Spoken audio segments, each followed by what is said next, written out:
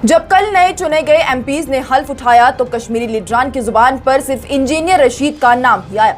क्या इंजीनियर रशीद को हल्फ उठाने के लिए इंटरिम बेल मिल पाएगी और वो कभी हल्फ उठा पाएंगे? क्या उन्हें रेगुलर बेल मिलने का कोई इम्कान है? इस हवाले से क्या कहते हैं उनके हिमायती? क्या कश्मीरी लीडरान ने दरख्वास्त की है? सीनियर वकील इस हवाले से क्या कुछ कहते हैं कि उन्हें किस तरह से बेल मिल सकती है और कोर्ट ने कब तक के लिए मामले को मुलतवी कर दिया है? चलिए तफसील से जानते हैं।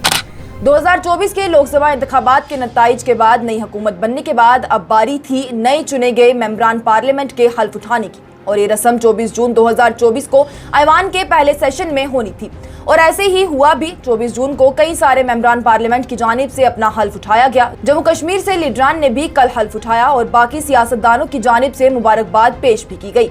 ऐसे में सभी की जुबानों पर कल एक ही नाम था और वो था इंजीनियर रशीद का।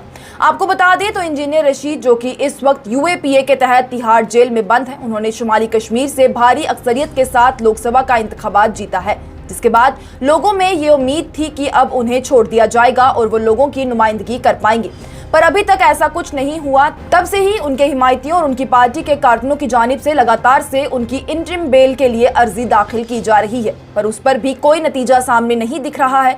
हालांकि पहले दिल्ली की एक अदालत की जानिब से ये कहा गया था कि जब हल्फ उठाने की बात होगी तो इंजीनियर रशीद के हिमायती अर्जी डाल सकते हैं और उस पर फौरी सुनवाई भी की जाएगी। वहीं जब ये अर्जी डाली गई तो इंजीनियर रशीद की अबूरी जमानत यानी कि इंटरिम बेल पर एनआईए की जानिब से एतराज जताया गया और फिर कोर्ट ने इस मामले को 1 जुलाई तक मुलतवी कर दिया और एनआईए से 1 जुलाई तक इस मामले में अपना जवाब देने को कहा गया है।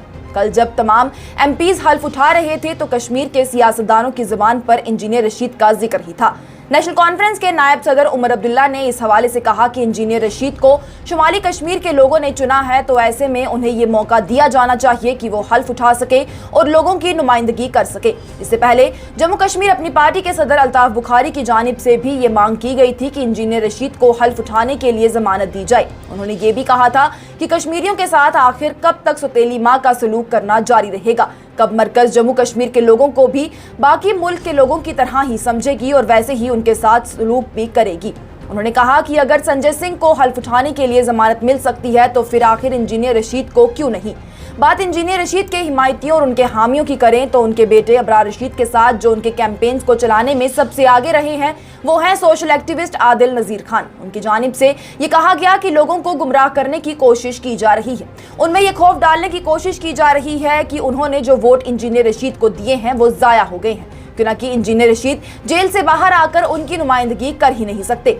ऐसे में उन्हें मुश्किलें पेश आएंगी। आदिल नजीर खान ने कहा कि लोगों को ऐसी चीजों से गुमराह होने की जरूरत नहीं है, क्योंकि इंजीनियर रशीद कुछ दिनों के लिए एमपी नहीं बने हैं बल्कि वो 5 सालों के लिए एमपी बने। उनकी पार्टी की जानिब से उन्हें बाहर लाने की हर मुमकिन कोशिश की जा रही है और बहुत जल्द ही इंजीनियर रशीद बाहर भी आ जाएंगे। कोर्ट की जानिब से भी एनआईए को 1 जुलाई तक का वक्त दिया गया है और इसके बाद इंजीनियर रशीद आकर हल्फ उठाएंगे। इसके साथ ही आदिल नजीर ने यह भी कहा कि इंजीनियर रशीद लोगों की तरफ से चुने गए नुमाइंदे हैं, इसलिए उनके पास ये हक है कि वो जेल के अंदर से भी किसी और नुमाइंदे को बनाएं जो कि लोगों के लिए अच्छे से उनका काम कर सके। तो ऐसे में लोगों को घबराने की जरूरत नहीं है कि उनका वोट किसी काम नहीं आया। इसके साथ ही अगर बात कानून के हवाले से की जाए कि क्या इंजीनियर रशीद का बाहर आना मुमकिन है या नहीं, तो एक सीनियर वकील जिन्होंने इंजीनियर रशीद का केस काफी ज्यादा वक्त तक लड़ा है, उनका ये कहना है कि इंजीनियर रशीद हर हालत में बाहर आएंगे, क्योंकि कानून के मुताबिक भी उनका ये हक है कि पहले उन्हें अबूरी जमानत मिले जिससे कि वो हल्फ उठा सके और उसके बाद उनके हिमायती रेगुलर बेल के लिए अर्जी डालें और इंजीनियर रशीद को रेगुलर बेल भी मिल सकती है और वो ऐवान में जाकर लोगों की नुमाइंदगी कर पाएंगे।